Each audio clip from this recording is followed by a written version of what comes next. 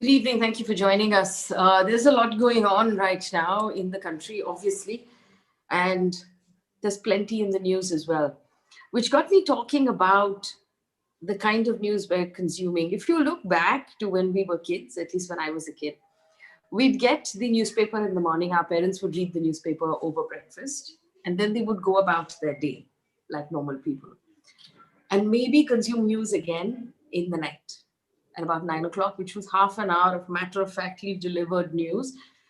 Very different from what we're doing today, which is 24 by 7 bombarding of news on social media, where you're constantly being told what is going on. Most of it is adversarial, most of it is aggressive, most of it is loud, and most of it is distressing. What sort of an impact does that have on our mental health? How do we go about our daily lives as fully functioning normal people with everything that's going on around us? How do we cope with it? How do we digest this information, adjust to this information? How do we continue to go about our normal lives when it feels like the world is on fire? Because that's what the news sounds like. And let's be clear about the fact that a lot of the news is produced designed to upset you, designed to make you angry, designed to make you afraid, because that's how it gets put out. So, should we try in some way to insulate ourselves? Should we consume less news? Should we find a way to sort of separate ourselves from what we're reading and what we're watching? That's the conversation we're having today. And we've got a great panel of people to have that conversation with. First of all, Dr. Harish Shetty, who is one of the most respected voices when it comes to mental health in the country, who always makes time for us. And for that, I'm always grateful. We also have Dhanya Rajendran join us. She's the editor-in-chief of the News Minute. And the reason why I'm really happy that she's chosen to join us is because, journalists consume a lot of negative information. You have to basically digest that information in order to be able to do your job.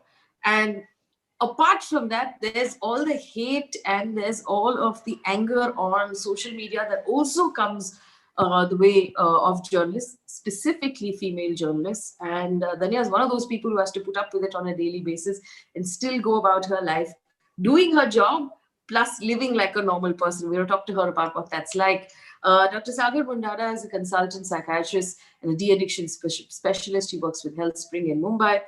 And of course, Shaheen Bhatt, who's an author and who's talked extensively about mental health. I welcome all of you to this conversation. And for my audience, remember, we'll be taking questions. The idea here is to spark a conversation. So I'm actually going to call these conversations pause.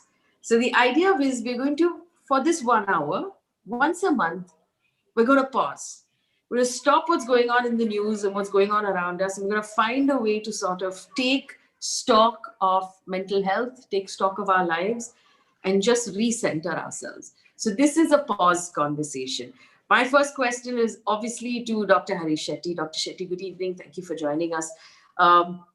Research overseas, although I don't think we've done enough research in India on this matter, research overseas shows that especially younger people get affected tremendously by bad news that they read or they watch. And we know in India, news of all kinds is very aggressive.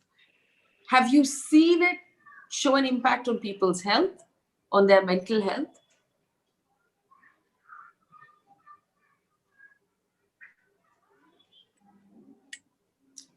Doc, you're muted. You have to unmute. Let me lay down the context. In an angst-driven world, primitive emotions rule. In the sense, there's a lot of primitive emotions thrown on you: hatred, anger, violence, emotional violence by anchors, and a lot of edits also, which is extremely violent. Now, unfortunately, in an angst-driven world, primitive emotions can become very addictive. Watching primitive emotions can be very addictive also, and that I think is very important to understand apart from what it does. But what is very important thing is there are 3 A's which are very important. One is it does affect mental health. It causes anxiety, it causes fears, it causes insomnia, it also causes value crisis. It causes wars inside the family. I've seen so many families, mother, son, husband, wife, daughter, father, on two sides of the spectrum, not discussing news but debating opinions. We don't have news, we have opinions. And that is all, that is one of the most important deleterious effects which is happening. So it affects, that's the first day. The second, it is addictive. So it's like a WWF boxing match most of the times. It is very addictive. And what we tell our friends who are affected is, in the family, we tell them, you can debate if you're able to respect each other's opinion. And if you're able to accept each other's opinion, if you're able to disagree, agree to disagree, then you can debate. But that does not happen. So what we also say is, don't discuss news at all. Number two is, we ask these people who fight inside the families, who get extremely affected, to avoid news, to avoid watching news. And then they say, कहाँ से समाचार मिलेगा? I said, समाचार बहुत कम जगह से मिलती है, opinion सब जगह से मिलता है. So filter करना, filtering the wheat from the chaff is so important. But this, I think, large number of people fall prey to the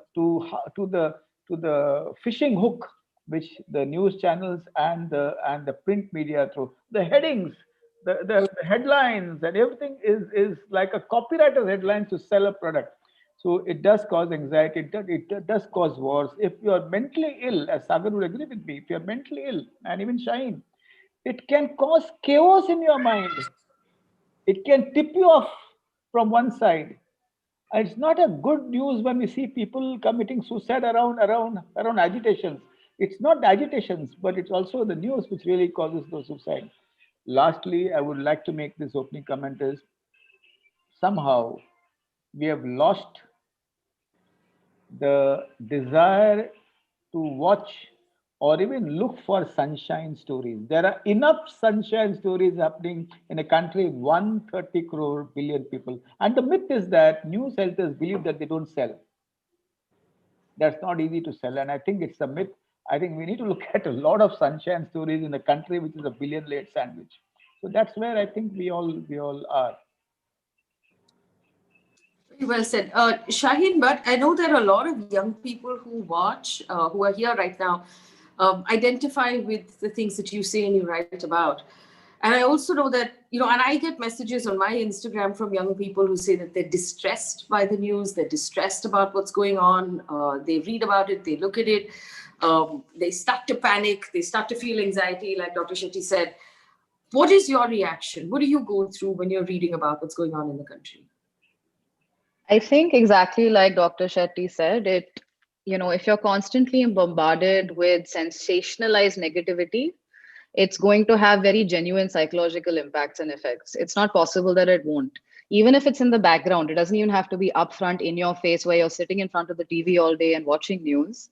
Even if it's in the background, it's going to have a psychological impact. And just like Dr. Shetty said, I realized, especially during the lockdown, I had to take a step back from the news when it was COVID related. I had to take a step back from reading about all these things.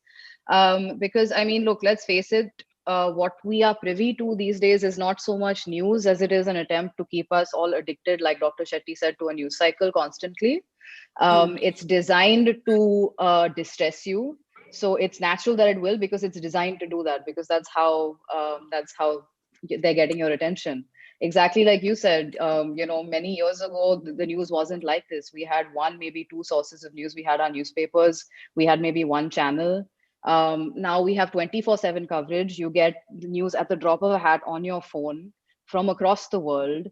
You're getting it from multiple sources. So it's not like the source, you don't have to have your newscasters anymore relaying facts to you. They are evaluating more than they are reporting now, because that's how they are keeping you interested. They're fighting against other news channels. They're fighting against entertainment. There's so many different sources from which you can get things these days. So it is distressing. I find it very distressing, which is why I have to take a step back. But that's also because, like I said, it's designed to distress you. Absolutely. Dhanya, Rajendran is with us. You just put out a tweet, Dhanya, saying that your timeline is crawling with people who are just being negative and are saying terrible things to you.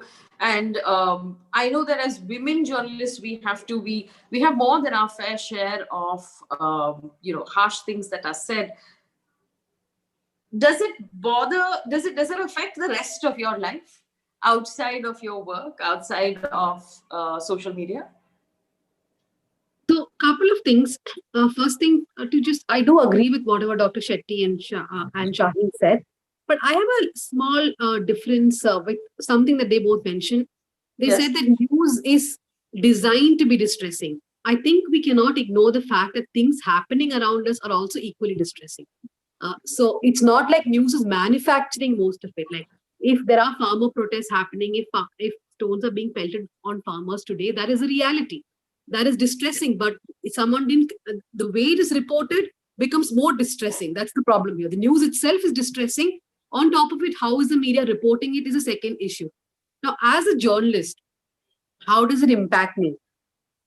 I don't know, Faye. I mean, there are some days when I can just go on and on like a robot. But there are some days it really impacts me, especially if it's news of sexual violence, because I am a woman too, and then I am personally very interested in covering stories of child sexual abuse.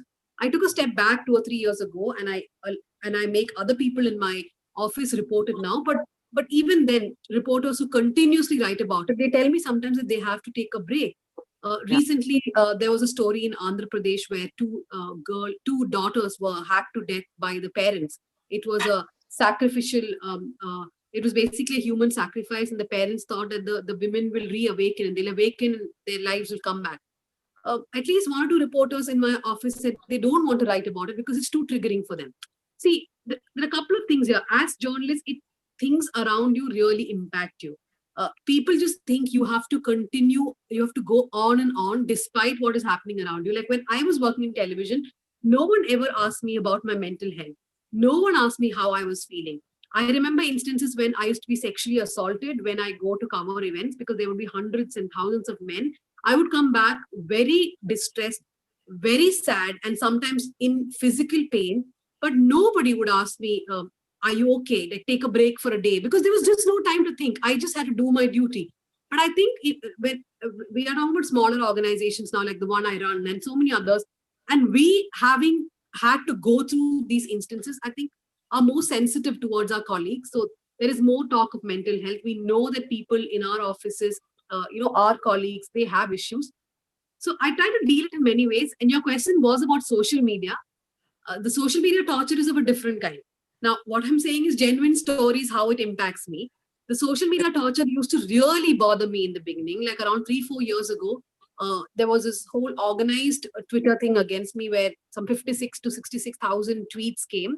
And there was a trend that I am a prostitute. The trend was beep, beep. Okay? I was really upset. Though, of course, I put on a very brave face. I would cry. I would get nightmares. But I then learned how to deal with it. The thread, in fact, which I put today is about how to deal with it. But not everybody can do that, right? I mean, I have a circle of friends or family who helps me, and maybe I'm I'm someone who can deal with it. But there are so many people who cannot and who should not be made to deal with it. So for journalists especially, I think it's really difficult. One is that the stories that you do are distressing, and the reactions you get to it are even more distressing. It's actually really well said.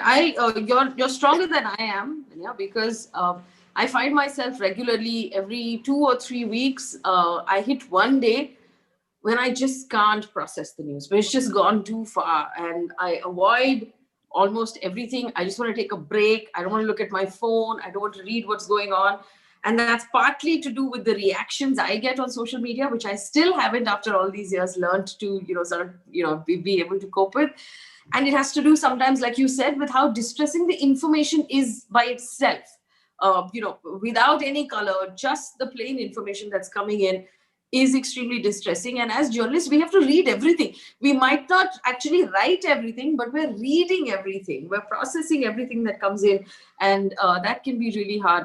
Dr. Sagar Mundada is with us as well. I know that you talk to a lot of people, a lot of young people.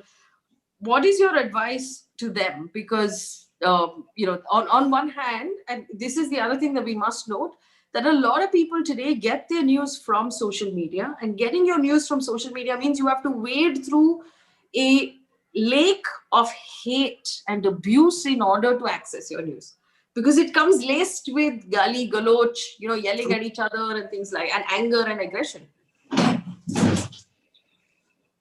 Very, very See, first of all, what you're saying, unfortunately, what's happening today, as Dr. Shetty sir and everybody else said, is we have news 24/7. We have news or so-called news at our disposal 24/7.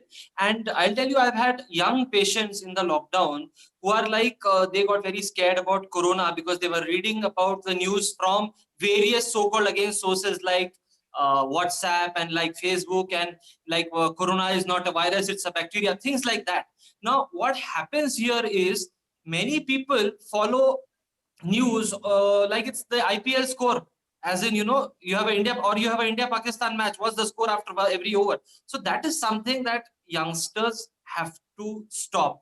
Be it social media, because even if we leave aside news and we just consider the amount of hatred and the amount of nuisance that unfortunately goes on in social media per se and how addictive it is, that in itself is something that youngsters should try and avoid. So what I tell my patients generally is, one, as you told, when we were very, very small kids, I remember my grandmother and my mother listening to the DD National News, 15 minutes in the morning, 15 minutes in the evening, and the person just used to just read it out. You have to make some commitment to yourself of that sort, that as far as your news is concerned, or as far as you're consuming any information, it will have to be once or twice a day, and it will be from a reliable source. Also, what I tell my patients is, play a game with yourself. Let's say you read something on a social media portal which is portrayed to be news. Tell yourself it's not a news, but it's a puzzle. It's a puzzle in the form of an opinion of some person. Now it is up to you to find the news out of it. Don't take what you are seeing or don't take what you are reading to be the gospel truth. Try and be little critical about it. So make this a habit, being critical about what you're reading, being more reliable with your sources. Third is, many people, many youngsters these days, they say there are some people who keep following the news every time, and then there are some people who say, oh, all the news is distressing, everything is bad, there's no point following it. So here I give you a very, very good example of how we can use our mind, and anybody can use their mind to compartmentalize things. Okay, I'm going to talk about one simple 1-minute exercise which anybody can do every day if they want to consume news better. For 30 seconds, everybody who's listening, I'll request them to just close their eyes and do one thing, to just look around themselves for 30 seconds and see whatever they can see in their room, which is of the black color. Faye, you can also do that if you want to. 4 things which are black in color in your room. Everybody, please do it. 30 seconds. Whatever is black, make a note of that in your mind. And now close your eyes and try and remember what those 4 or 5 things were which were black. I'm sure many of you must be able to recollect. But now I want you to open your eyes, and I want you, anybody, even amongst the panel, to tell me 4 things in the room which were white. I had asked you to specifically look at the black, but the white things were already there. Majority of the people will not be able to point out the white things. So it's the same with news. It's not that the world was very peaceful 30 years back and now it's ending. It's just that we are looking at the black, black, black, black every time, and the news is making us look at the black every time. Unfortunately, as Dr. Shetty sir said, we are not looking at the sunshine stories enough. We are not looking at the white enough. So we need to consciously start doing that. How can you do that? Subscribe to people who put out positive news. Try and be on portals on social media where they talk only about how, let's say, India is doing better, or how local communities are doing something to help people. This is what you can do consciously, and if you start doing that, like negative news consumption is a habit and an addiction, the same can also happen with consuming positive news and spreading the positivity around you. It's all about habit. Dr. Shetty, you've heard everyone's opening, comments, especially what Dhanya said as well, and I agree with her as a journalist that a lot of the information that's just coming in is by itself also extremely distressing. It does give you the sense that things are getting worse with every passing day. What is your recommendation for people? I mean, do you did say avoid the news, but for how long can people avoid the news?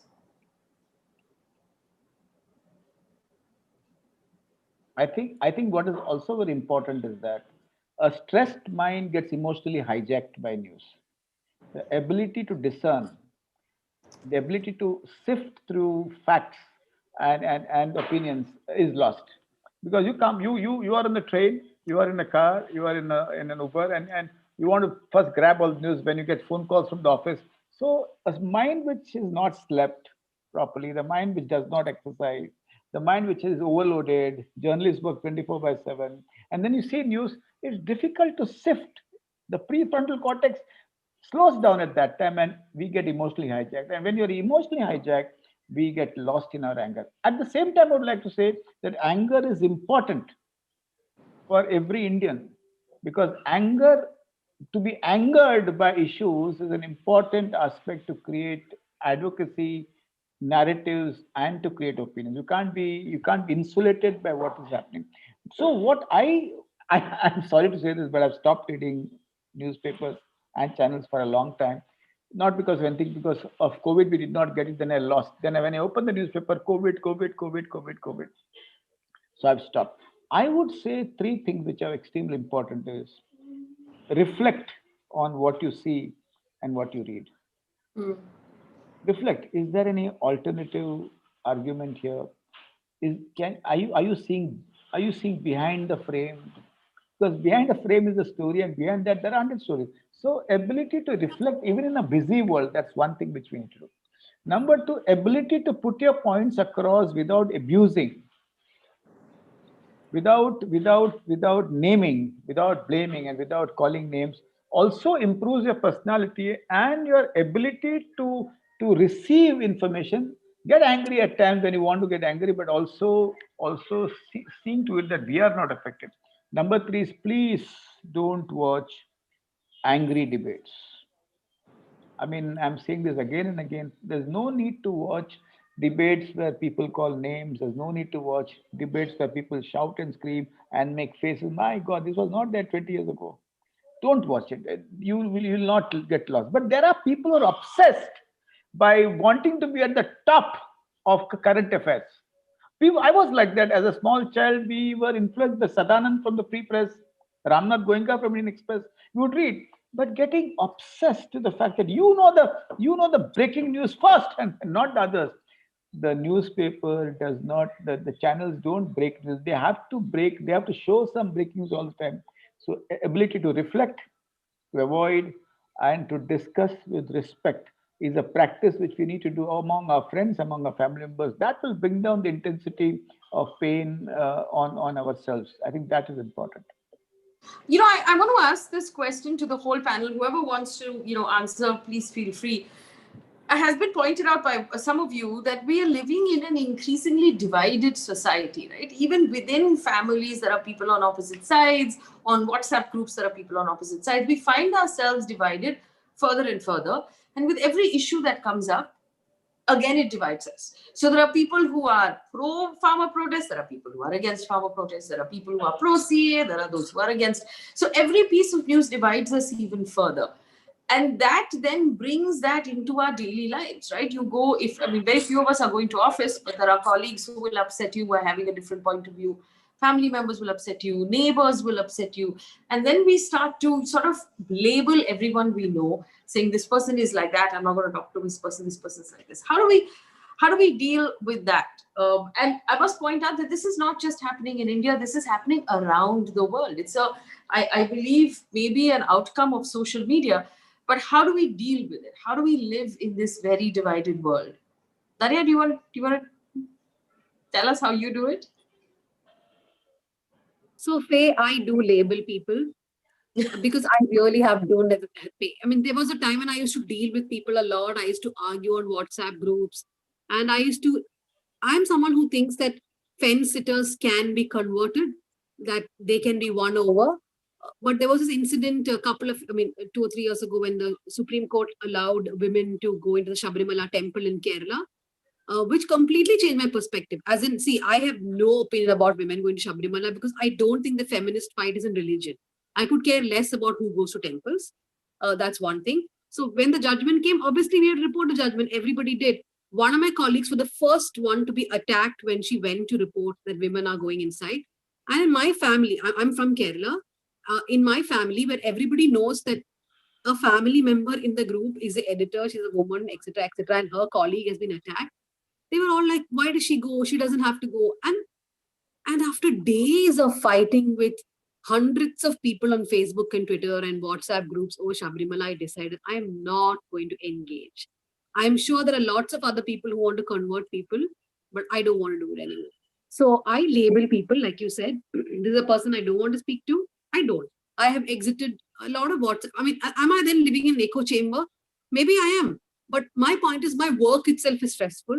I do this on a daily basis, and I cannot be dealing with WhatsApp groups of people who are bigoted and hateful and saying all kinds of stuff, because I get that online a lot. So I can't do it with, so there are people in my family, I know their viewpoints. I don't want to indulge with them. So when I see them somewhere, I'm civil to them. We are friendly, we are nice, because we don't want to know each other's political views anymore. That makes it very difficult to exist in that family together. Well, that's a valid point. If the work is already stressful, then how else do we do it? Ayush Singh has a question: how do we convince our grandparents and parents to avoid loud and hateful news channels? Also, they believe that everything they see is true. That's, and a lot of young people have asked me this question, saying that, okay, so we've stopped watching the hateful, screaming debates, but our parents still watch it before they go to sleep. Our grandparents still watch it before they go to sleep. How do we stop them? If I can just quickly just give one suggestion, I would say, like, spend 1 hour, actually figure out 10 news stories where they went completely wrong with evidence. You give it to your grandparent or parent, make them read it or watch it. And even then, if they don't believe you, like with proof, you say this is not what happened, this is what happened, then that's it. That's their destiny. Dr. Shetty? I think that's destiny. That's very well said. But I think, see, what I do is that I have a bunch of school friends whom we meet for the last 4 decades, and we are on different sides. But the point is, our respect is intact, our love and affection is intact. So you be in those groups. There's no problem at all. Even if we don't agree with each other, we can still hold a glass of beer together, and that will never break. So keep such groups alive, and that I think is very important for bouncing back in life. Number two is that uh, I agree with Dhanya completely. There's no need to, don't attempt to convert. The middle ground is lost on the screen and on the print. Let's build the middle ground among friends. But Dr. Shetty, I have a doubt here. Sorry, Faye, can I ask you? Yes, go ahead. No, I completely agree with the fact that I want to be friendly to all my friends. But let's say my friend is a Muslim hater. I don't want to be friends with them then. What do I do? No, I mean, I can just ignore that hateful bit of her or him. Am I still supposed to be friends with someone? Like that? No. I clarify. When I say that I'm close to my school friends 40 years, there's a lot of respect for each other's views. There's a lot of opinions which is put with facts. There is no shouting and yelling against each other, and there's love. So when love and affection towards a bunch of people is so strong that we can easily share what you think and feel without hate and rancor. And that I think is something which we need to build and continue building. No harm in that, because we need people to spar with respect. That's a healthy appetite for any individual. We can't be conformist or we can't be oppositional. I would like to say that this is what I believe, but I would want to respect. So you might have a group like that where you live. I would not agree with a Hindu hater or a Muslim hater, and I would not want to be a friends who's consistently hating. And I would say look behind and find out there's something inside that you hate yourself for all this. So that's a clarification. The second most important thing is I let see, you have the Democrats and you have Republicans. India is completely divided on two poles, completely divided, and that's a process. If there's toxic people, no need to go on. Leave them after some time, but use an exercise that you would want to say what you believe in, and not bring down the dignity of a debate. Avoid that debate completely, and no, don't interact. Number three is with grandparents. You can't change some of them. I mean, you can't change some of them. You must have seen that, Dhanya. Shaheen and my dear friend Sagar and Faye also. Uh, Let them talk about something else. The best thing with grandparents talk is about their childhood, how they came from the villages and how they built their empires or whatever the family, and how did they got troubled and hassle, and their stories they can go on and go on. So I think we need to move them away from all these stories and help them enjoy life, enjoy small things in life, and that is important. At the same time, a lot of negative news about science, COVID, everybody on the earth is saying something different, and there's so much confusion about so many other things. The best thing is to avoid all that and do the basic things which we ought to do. But among friends, there's a lot of friendships which have broken, genuine friendships have broken in India. But I think you need to choose whom you want to be friendly with and whom you want to avoid. You have to draw a line. You can't be pleasing everybody on this earth, and you can't be actually building a group just because you do not want to hurt anybody. And if we set aside the nature of how news is treated, we just look at the actual news itself. How do we deal with something like this? How do we keep it from triggering our own emotions or triggering our own past? Shine, have you faced something like that? Do you have a hack on how to deal with this? To be honest, I mean, I don't think you can avoid something like that triggering you, though, especially as women living in the kind of environment that we live in. We've all faced instances of harassment ourselves. We're all, constantly trying to fight the good fight and, help create a world that is considerably more equal than it is at this moment. So I think there are some instances where I don't think you can really stop something like that from triggering you. As you were talking about, this is something I've read. I was tearing up as you were talking about it. And this is something that I've read of, I've heard of. So it's not like I'm hearing this for the first time, but it bothers me, like you said, every single time I hear it.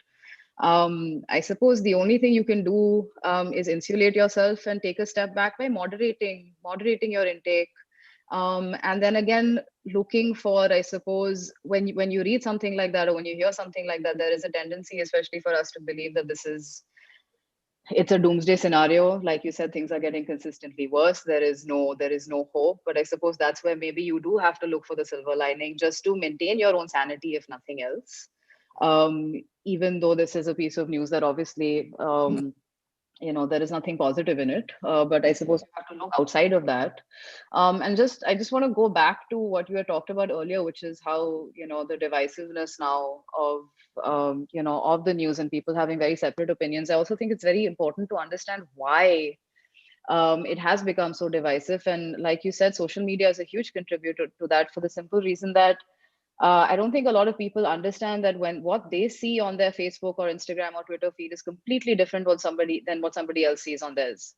So the news that most people are seeing these days it's not even like you're all seeing the same thing. There was a time where you would all be privy to the same information because you would get the same newspaper every single morning, or you would watch DD and you would get the same newscaster telling you the exact same thing. Now you have algorithms that are determining what you see based on your own personal biases, based on your own leanings. It depends on who you follow. And that's a huge reason why you're getting this massive divide, is because you're not seeing the same thing. Everyone's seeing something different. And that's a huge thing to be critical of. It's a huge thing to be aware of. When you are choosing your news, when you are consuming news, you have to be aware of the fact that everyone is seeing something completely different. That's actually a really important point. Even just this morning, in fact, I was sitting with someone who said, "Hey, have you seen this? It's trending on Twitter."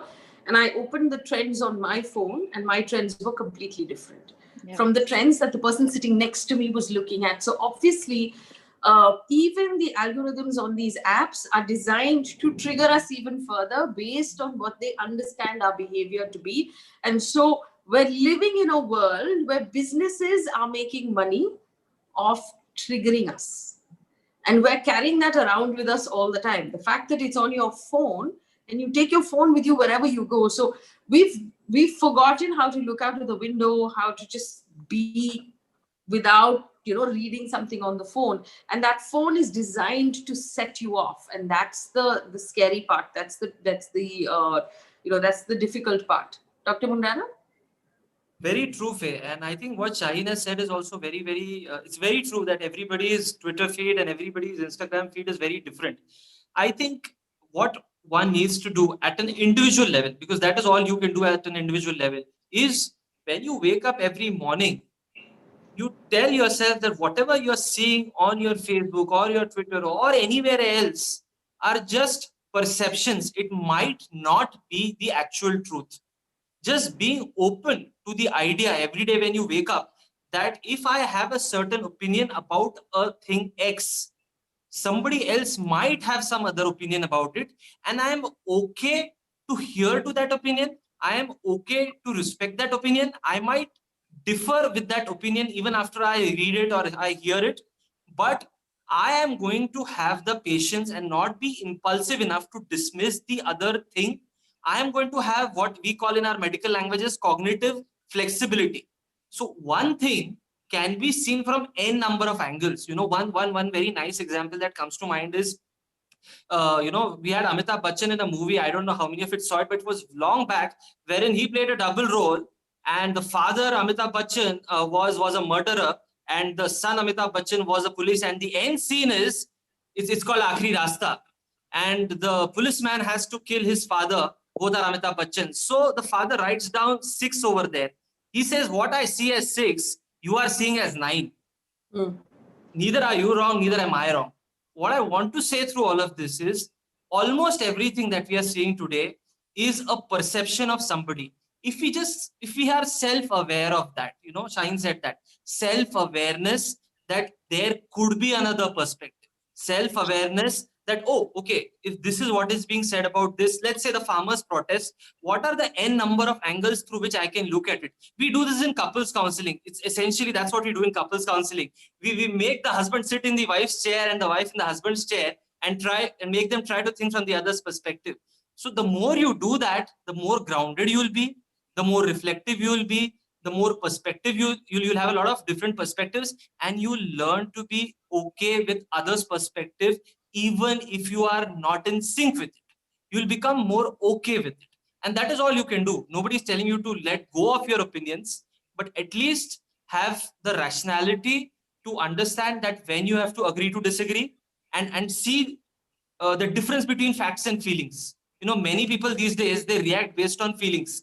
One is the emotional brain, other is the rational brain. Majority of the people, after going on social media, their emotional brain is triggered. So they're not really thinking what they're saying. They're whatever emotions they're feeling. I'm feeling angry, and that's what Facebook does you. It tells you how are you feeling right now when you put some post. So basically, don't feel and take decisions. Try and calm down, do a little bit of mindfulness, and think of all the pros and cons, all the different angles at that thing, and then perhaps speak or make opinion. Dhanya, it's interesting and a little disappointing that we have to actually tell audiences that they need to give themselves perspective, look at all angles, look for other angles. But that's actually not the job of the audience. That's the job of news organizations and journalists. But this is what we've come to. No, that's true. I mean, even when I see a piece of news, these days I, of course, refrain from writing it unless I can confirm it myself. The other thing is, I know this channel will report in a particular way, that channel will report in a particular way, and I know the channel which is in the middle ground. So then I would rather check the middle ground channel. I know reporters in TV channels who would report the right thing. I know reporters who I shouldn't believe like one word. If they say the sun has not risen today, I know it has risen today. It's like that. So, I mean, but I'm a journalist. I have the advantage of judging people who work in my field. I'm sure there are lots of others who judge me. I just want to go back to what Dr. Sagar said. See, my point is, I have no problem with people having other opinions. My only problem is, I don't want to engage because it impacts my mental. Therefore, my only position is to step back. And for a lot of people, of course, news itself is causing a lot of mental issues. In my office, I know so many people have mental issues. I know colleagues, we've written extensively about how journalists covering the pandemic especially have had mental breakdowns. They are finding it very difficult because they are, the fear is the same for them, right? And most of the time they have to go out reporting. So the mental issues are very much out there. And for those people, I would suggest that avoid news. I'm a journalist, but I'm just saying avoid news if you think you're not doing well. But I don't subscribe to the theory that then let's only read positive news. I mean, we can say that from a seat of privilege, that please read positive news and feel happy every day. But imagine the people who are at the receiving end of no government's bad policies or policing, or those of sedition case against them, or fear to go out in the night. I mean, we cannot be telling them to read happy news every day, because they need to understand what's happening around them. So happy news is a form of escapism. I think people who have real issues and news triggers them, please stick to happy news. But that can't be a solution for all. I mean, when your country, when your state, when your district is facing problems, you cannot be saying, I just want to know who's growing paddy well. I come from Palakkad, so people grow paddy here. That's why I made that comparison. So we also grow it in Bangalore. What is also very important is, with the fear of being affected, don't interpret neutrality to inaction. Neutrality is not inaction. So when you are triggered by a news which really, as you shared, Faye and Shine, acting on it also gives you sanity. Acting positively on it also gives you sanity. So it's important not to be neutrally important, but to be dynamically active. And that I think is important. So I was very upset by what you said, the news. But there is a way to respond to it. Write to the Chief Justice of the state, write to the authorities, and see that you express what you feel about it, so that you make a constructive suggestion to the entire phenomenon. If you don't, then you boil within yourself all day. And I would say dynamic neutrality would mean we have the right to express our opinion, whatever we feel, in a manner which is respectful and which is constructive. I think that's something which brings back sanity. So let us not get into the fact that sab kharab hai, apna kuch. I don't want us to, all of us to be what we were 50 years ago. Apne ghar mein nahi hua, hum kuch nahi karenge. ये होता रहता है, ऐसा चलता रहता है. I don't think we should. That we should have a dynamic activity as and when we feel like having, which is why policies have been changed by common people. I think like that letters to the editor in the Hindu. Yes. Oh, we used to write to all the other newspapers long ago, but now there's so many channels for us to express. No, but it is writing about it, say, on Twitter, and a lot of people basically rant on Twitter or on Facebook, and that causes even more hate. Is that a way of expressing oneself? Or do you say find a more constructive way to do it, where you can actually say I something? would say Twitter is only for your gut. Bol diya, maja aaya. But if there are agencies whom you can go and tell that this is not right, we felt very angry, we felt very hurt, is something we need to do. And do not feel sad that one letter or one note will not work. It's just your expression will make you feel better. And also, you never know, when people rise and write similar things across board, things do change. Changes happen because people have taken some action. And I think that advocacy part of an Indian should not get killed just because they hate all other news. That has to be kept alive. I have one last question, and I'll take this question to Dr. Shetty. I'll give you the last word. Do you recommend rationing out the news to certain pockets of the day? I'll tell you what I do. I've downloaded an app that generates multiple crosswords, and if I find myself with a certain gap in my day, instead of going on social media or reading Twitter, I just do a crossword, because it blocks out what's happening in the world, at least for half an hour or for 10 minutes or for 5 minutes.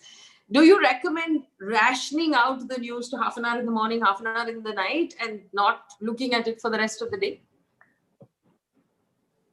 Who was you asking, Dhanya? Yes, you, Dr. Shetty. Okay. I would say that be careful when you're tired and you're bored, and night time. Night time is the time when you write a lot of hate messages across that time, and you have to be very careful. That's the time of the day and the mood of the person. Number two is that you choose what you would want to read in depth. We are all attracted to. So I'm attracted to issues of school, issues of children, and others, where you would want to read in depth. When there was Farmer's Bill, I said, get the bill. I would want to read it. So choose whatever you would want to read in depth. At the same time, remember, there's family time, there's fun time, there's leisure time. All those times should not be grabbed by your appetite for news. And I completely agree, Faye, that you need to ration news, read a little at some point of time. But when you're doing something in your profession, in your work, And if you read something very, very hurting or it really affects your work at that time. So during work, stay away from news. In the morning, read something. In the evening, be careful. Your fingers can really err.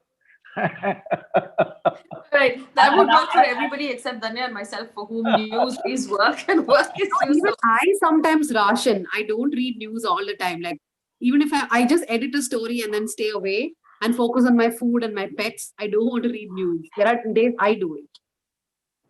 I completely agree with you, and I have a bunch of apps on my phone that have nothing to do with the news, that are actually like crosswords and other random things that I do, and then of course there's always the dog. So I'm going to leave it there, but we're going to do these conversations on a regular basis, simply to take a break from what is going on, because we need to, because we cannot exhaust ourselves emotionally by what's going on in the world. And everything that our panelists said about, yes, there is distressing things going on in the world. Yes, you're going to hear about it constantly. Yes, it's going to trigger other emotions. You have to be involved with your country and with the world and with what's going on with the environment. And you have to also realize that social media and apps and algorithms, like Shaheen pointed out, are designed to trigger you. They're actually, they figure out what your behavior is, what you like to read, and they push more and more stuff like that in your direction. It's important to take a step back and to pause and to think about it.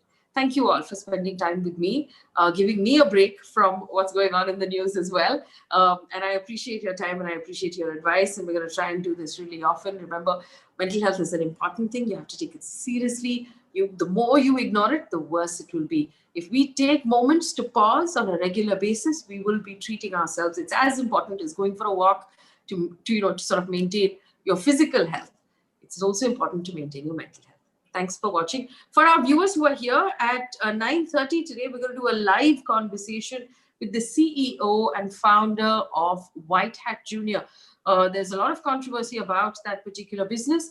We'll discuss that controversy. Karan Bajaj has agreed to answer all of my questions live. I haven't told him what I'm going to ask. So if you're a parent and you've had issues, you want some things answered, join us at 9:30 on this YouTube channel. For now, thanks for watching.